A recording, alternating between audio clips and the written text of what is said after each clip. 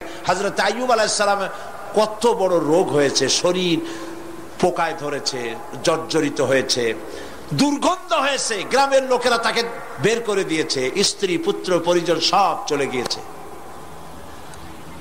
এমনকি জিহ্বায় যখন পোকা ধরল, হযরত আইয়ুব আলাইহিস সালাম আল্লাহ রাব্বুল আলামিনের দরবারে ফরিয়াদ করলেন, আন্নী মাসানিয়াদ-দুররু ওয়া আনতা আরহামুর রাহিমিন।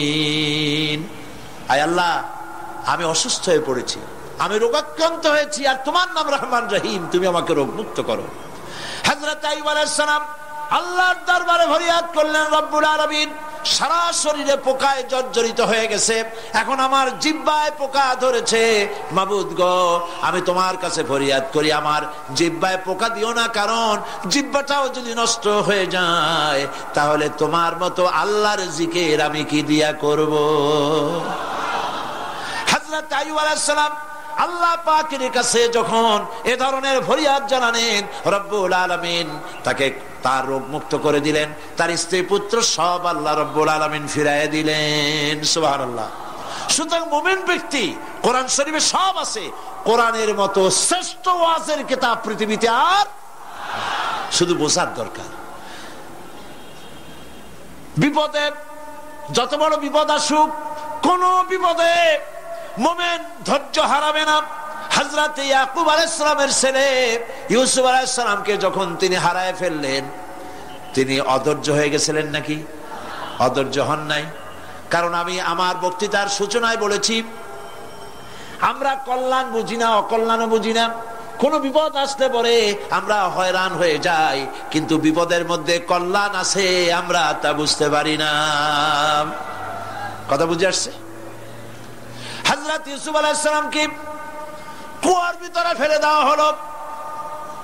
11 ভাই মনে করেছে কুয়ার ভিতরে ফেলে দিয়া ইউসুফ আলাইহিস সালামকে মেরে ফেললাম, কিন্তু তারা বোঝে নাই আসল কামটা কি হয়েছে। এটা তো কুয়া নয়, এটা একটা টানেল, এটা একটা সুড়ঙ্গ। একদিকে কেনান হলো তার এক মুখ, ওই সুড়ঙ্গের এক মুখ হলো কেনানের।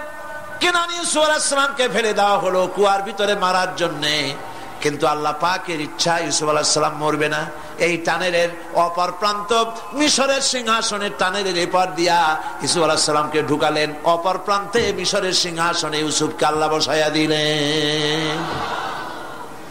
হযরত ইয়াকুব ছেলের জন্য অধৈর্য হলেন না। যখন তিনি খবর পেলেন ছেলে বাঘে খেয়ে ফেলেছে, তিনি তখন বলেছেন, ফাসাবরুন জামিলুন আসাল্লাহু আইয়াতিয়ানি বিহিম জামিআ ইন্নাহু হুয়াল আলিমুল হাকীম। ফাসাবরুন জামিল, আমি উত্তম ভাবে ধৈর্য ধারণ করলাম, এবং আমি বিশ্বাস করি আল্লাহ রাব্বুল আলামিন আমার হারানো সবকিছু আমাকে ফিরায় দিবেন। বহু বছর পর যখন হযরত ইউসুফ আলাইহিস সালাম প্রেসিডেন্ট হয়েছেন মিশরের, 11 ভাই গেল সেখানে সাহায্য আনার জন্য। সেই ঘটনা তো শোনাবো না, এমনি বলে যাচ্ছি। এরপরে তিনি তাদেরকে পরিচয় দিলেন, ওরা ভয় পেয়ে গেল। তিনি বললেন, ভয়ের কোনো কারণ নাই, লা তাসরিবা আলাইকুমুল ইয়াউম, আজকে আমি কোনো প্রতিশোধ তোমাদের নেব না। সুবহানাল্লাহ। এর নাম পয়গম্বর, এর নাম কি? আল্লাহর নবী। আমি আজকে কোনো প্রতিশোধ তোমাদের নেব না, তোমরা যাও। পিতার অবস্থা তিনি জানলেন, কাঁদতে কাঁদতে পিতার চোখ দুটো নষ্ট হয়ে গেছে। ইয়াকুব আলাইহিস সালাম, হযরত ইউসুফ আলাইহিস সালাম বললেন, যাও। নিজের জামাটা খুললেন, গায়ের জামা খুলে বললেন, ভাইরা আমার, এই জামা নিয়ে যাও, আর আমার আব্বার চোখের উপরে এই জামাটা রেখে দিও। ছেলেরা যখন হযরত ইউসুফ আলাইহিস সালামের জামা নিয়ে মিশর থেকে রওনা করেছে, গল্প নয়, উপন্যাস নয়, আল্লাহ পাক এই কোরআন শরীফে সূরা ইউসুফে বলেছেন, জামা নিয়ে মিশর থেকে রওনা করেছেন। কোথায় মিশর আর কোথায় কেনান? কেনানে বসে হযরত ইয়াকুব আলাইহিস সালাম বলছেন, তোমরা যদি আমাকে মতিভ্রম পাগল যদি মনে না করো, তাহলে একটা কথা বলি, আমার নাকে এখন আমি ইউসুফের গন্ধ পেতেছি। তোমরা যদি আমাকে মতিভ্রম না করো তাহলে আমি বলি আমি কিন্তু ইউসুফের গন্ধ পেতেছি। সুবহানাল্লাহ। হযরত ইউসুফ আলাইহিস সালামের জামা এনে ভাইরা যখন হযরত ইউসুফের চোখের উপরে রেখে দিলেন, হযরত ইয়াকুবের দুটো চোখ সাথে সাথে আল্লাহ ভালো করে দিলেন। ফাসাবরুন জামিল, ধৈর্য ধরো। ঈমানদার ব্যক্তি আশার উপরে তার জীবন বাঁচে, কারণ যত বড় বিপদ আসুক না কেন আশ্রয় পাওয়ার একটা জায়গা আছে, তার নাম হলো আল্লাহ। নাম কি? বলেন আল্লাহ। সবাই বলেন আল্লাহ আল্লাহ আল্লাহ আল্লাহ। হযরত ইউনূস আলাইহিস সালাম মাছটাকে গিলে ফেলে দিল, মাছটাকে গিলে মাটির অতল তলদেশে চলে গেছে। এত বড় বিপদ পৃথিবীর কোন মানুষের হতে পারে নাকি? বলেন, কি বলেন? মাছের পেটের ভিতরে জানালা নাই, দরজা নাই, বেরোবার কোনো পথ নাই, মাছ গেছে পানির অতল তলদেশ। আল্লাহ পাক কোরআন শরীফের ভিতরে মানুষকে শোনান, আল্লাহ ওয়াজ করছেন। সুবহানাল্লাহ বলেন। আল্লাহ পৃথিবীর মানুষকে ওয়াজ করছেন, দুনিয়ার মানুষকে শোনান। আমার ইউনূস তো ধৈর্য হারা হয় নাই। ওয়াযান্নুন ইয যাহাবা মুগাদিবান ফাযান্না আন লান নাকদিরা আলাইহি ফানাদা ফিয-যুলুমাতি আন লা ইলাহা ইল্লা আনতা সুবহানাকা ইন্নী কুনতু মিনাল জালিমিন। ফানাদা ফিয-যুলুমাত, জমায়ে কাসির, ত্রিবিধ অন্ধকারের ভেতর থেকে হযরত ইউনূস আলাইহিস সালাম চিৎকার মারলেন। মাছের পেটের অন্ধকার, পানির অন্ধকার, রাতের অন্ধকার, ত্রিবিধ অন্ধকারের ভেতর দিয়ে মাছের পেটের মধ্য দিয়ে ইউনূস আলাইহিস সালাম চিৎকার মারলেন। অধৈর্য হন নাই, হার্ট ফেল করেন নাই। তিনি বলছেন, পড়েন আমার সাথে, লা ইলাহা ইল্লা আনতা সুবহানাকা ইন্নী কুনতু মিনাজ জালিমিন। তুমি ছাড়া কোনো ইলাহ নাই, কোনো পোষ্য নাই, মাবুদ নাই। তোমার পবিত্রতা ঘোষণা করছি, আমি জালিমদের অন্তর্ভুক্ত হয়ে গেছি। ইউনূস আলাইহিস সালাম যখন কাঁদতেছিলেন, আল্লাহ রাব্বুল আলামিন সেই কান্না শুনেছিলেন কিনা? বলেন, শুনছিলেন কিনা? শুনতে পেয়েছিলেন কিনা?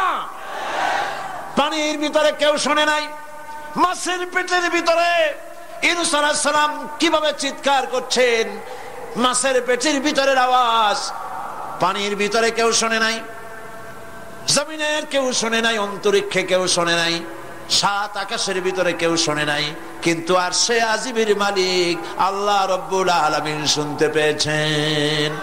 সঙ্গে সঙ্গে রব্বুল আলামিন জবাব দিলেন, ফাস্তাজাবনা লাহু ওয়া নাজ্জাইনাহু মিনাল গাম্মি ওয়া কাযালিকা নুনজিল মুমিনিন। পড়েন, ফাস্তাজাবনা লাহু ওয়া নাজ্জাইনাহু মিনাল গাম্মি ওয়া কাযালিকা নুনজিল মুমিনিন। আমি ইউনূসের ডাকের জবাব দিলাম। কে বলতেছেন? বড় করে বলেন, কে বলছেন? আল্লাহ। সুবহানাল্লাহ। আপনারা কি ভয় পাইছেন? ভয় পেয়েছে মুসলমান? আল্লাহ রাব্বুল আলামিন বলেন, আমি আমার ইউনূসের ডাকের জবাব দিলাম। শুধু জবাব দেই নাই, আমি ইউনূসকে তার মাছের পেটের ভিতর থেকে বাঁচাই দিলাম। মাছের পেটের মধ্যে বেদনা শুরু হয়ে গেল, এমন বেদনা হয়েছে মাছ এখন বমি না করে পারে না। কথা বুঝতে পেরেছ? মাছ এখন বমি না করে পারে না। পানির উপরে মাছ ভেসে উঠল। আল্লাহ কোরআন শরীফের ভিতরে বলছেন, মাছ সাতরায়া কিনারায় চলে গেল, ইউনূস আলাইহিস সালামকে বমি করে ফেলে দিল। ইউনূস আলাইহিস সালাম বেঁচে গেলেন। আল্লাহ পাক বলেন, শুধু ইউনূসকে বাঁচাইলাম না, বরং আমি সকলের জন্য আশার বাণী শোনাই। শোনো মুমিনেরা, ওয়া কাযালিকা নুনজিল মুমিনিন। মুমিন বান্দা যারা, যত বড় বিপদ আসুক আমারে ডাকো, আমি বিপদ দিয়ে বাঁচাই দেব। সুবহানাল্লাহ, বিপদ থেকে আমি বাঁচাই দেব। আল্লাহ পাক বলেছেন ফাইন্না মাআল উসরি ইউসরান, ইন্না মাআল উসরি ইউসরা। জেনে রাখো, দুঃখ এবং কষ্টের পরে রয়েছে সুযোগ সুবিধা, আর অসচ্ছলতার সাথে রয়েছে উদার সচ্ছলতা। যত বড় বিপদ আসছে, এই বিপদের পরে আল্লাহ পাক তার গোলামদের উপরে রহমত নাজিল করবেন ইনশাআল্লাহ।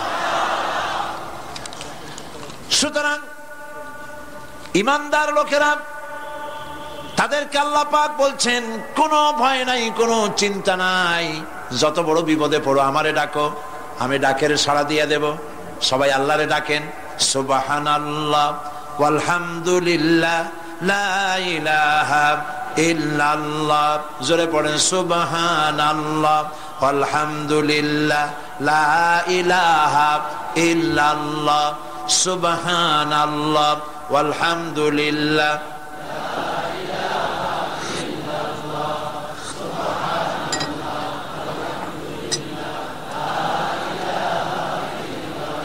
লা ইলাহা ইল্লাল্লাহু মুহাম্মাদুর রাসূলুল্লাহ।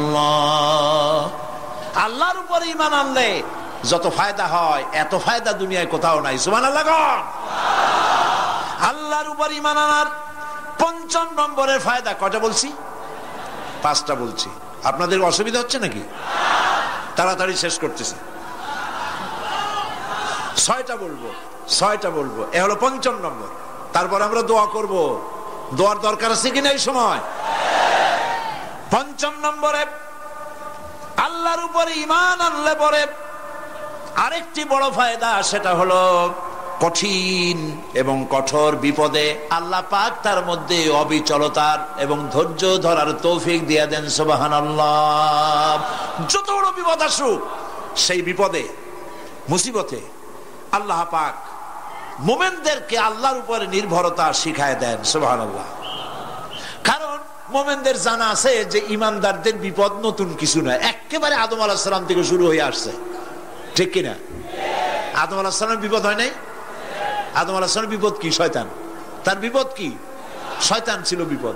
প্রত্যেক নবীর সময় মানুষের নবীদের কষ্ট দিছে, দেয় নাই? বিশ্বকবি ইকবাল বলেছেন, সতীজা কা রহা হ্যায় अज़ल से तायम रोज, सतीजा का रहा है अज़ल से तायम रोज, चरागे मुस्तफा भी से शरारे बुलहबीस। আবহমান কাল থেকে শুরু করে মুহাম্মদ সাল্লাল্লাহু আলাইহি ওয়াসাল্লামের চারাগকে, নূরকে, ঈমানকে, ইসলামকে নিভায়ে দেওয়ার জন্য আবু জাহেলের গোষ্ঠীরা চিরকাল চেষ্টা করেছে। সব চেষ্টা কর্পূরের মতো উড়ে গেছে, মুহাম্মদ সাল্লাল্লাহু আলাইহি ওয়াসাল্লামের চারাগ টিম টিম করে জ্বলতে রয়েছে। আল্লাহ পাক বলছেন, ইউরিদুনা লিইউতফিউ নূরাল্লাহি বিআফওয়াহিহিম ওয়াল্লাহু মুতিম্মু নূরিহি ওয়ালাউ কারিহাল কাফিরুন। ওরা চায় মুখের ফু দিয়া, কারা? কাফেরেরা। ইসলাম সহ্য করতে পারে না যারা, ওরা চায় মুখের ফু দিয়া আমার আলোটাকে নির্বাপিত করে দেবে। আল্লাহ পাক বলেন, ওয়াল্লাহু মুতিম্মু নূরি, আমি আমার নূরকে পূর্ণতা দান করব। তাতে কাফির বেঈমানদের মনের ভিতরে যত জ্বালা হোক, যন্ত্রণা হোক, ওদের কলজা যত পুড়ুক, ইসলাম তার বিজয় পতাকা নিয়ে উঠবে, কেউ ঠেকাতে পারবে না। আল্লাহ রাব্বুল আলামিন, আল্লাহ পাক বলছেন, ওয়াকাযালিকা জাআলনা লিকুল্লি নাবিয়্যিন আদুওয়াম মিনাল মুজরিমিন। আর এমনি করে আমি সকল নবীর শত্রু বানিয়েছি সব পাপিষ্ঠ অপরাধ প্রবণ লোকদের। শুনছেন কথা? শোনেন নাই? আল্লাহ পাক বলছেন দুনিয়ার সব নবীদের তাদের জন্য আমি শত্রু বানাইছি কাদেরকে? যারা সব থেকে বেশি পাপিষ্ঠ, অপরাধ প্রবণ, এরা হচ্ছে নবীর দুশমন। এরা সব নবীদের সাথে দুশমনি করেছে। আজও দেশের আলেমদের সাথে দুশমনি করে সবচাইতে বড় পাপিষ্ঠরা। এটা কোরআন। এটা কি কোরআন? জোরে বলেন এটা কি? আল্লাহ রাব্বুল আলামিন বলছেন ওয়াকাযালিকা জাআলনা লিকুল্লি নাবিয়্যিন আদুওয়াম মিনাল মুজরিমিন। সব পাপীরা, পাপিষ্ঠরা আমার দ্বীনের দাওয়াত যারা দেয় তাদেরকে জীবনের দুশমন মনে করে। কেন? শোনেন, আমি কারো আর শোনাচ্ছি? কারো আর শোনাচ্ছি? আমার আল্লাহর ওয়াজ। অপরাধটা কি? নবীদের বিরুদ্ধে, নবীর ওয়ারিস ওয়ারাসাতুল আম্বিয়া কারা, তো তাদের বিরুদ্ধে তাদের অপরাধটা কি? তাদের অপরাধ সম্পর্কে আল্লাহ নিজে বলেন وَمَا نَقَمُوا مِنْهُمْ إِلَّا أَنْ يُؤْمِنُوا بِاللَّهِ الْعَزِيزِ الْحَمِيدِ। এদের বিরুদ্ধে অ্যাকশন নেওয়ার আর কোন অপরাধ ওদের নাই। ওদের একমাত্র অপরাধ ওরা আল্লাহর জমিনে আল্লাহর আইন প্রতিষ্ঠা করতে চায়। এটাই হচ্ছে অপরাধ। এই অপরাধে নবীদের শাস্তি হয়েছে।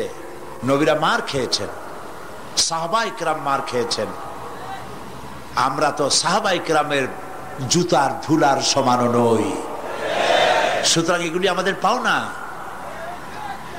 এই রক্তের বিনিময়, জীবনের বিনিময় আল্লাহ পাক তার দ্বীনকে প্রতিষ্ঠা করবেন ইনশাআল্লাহ।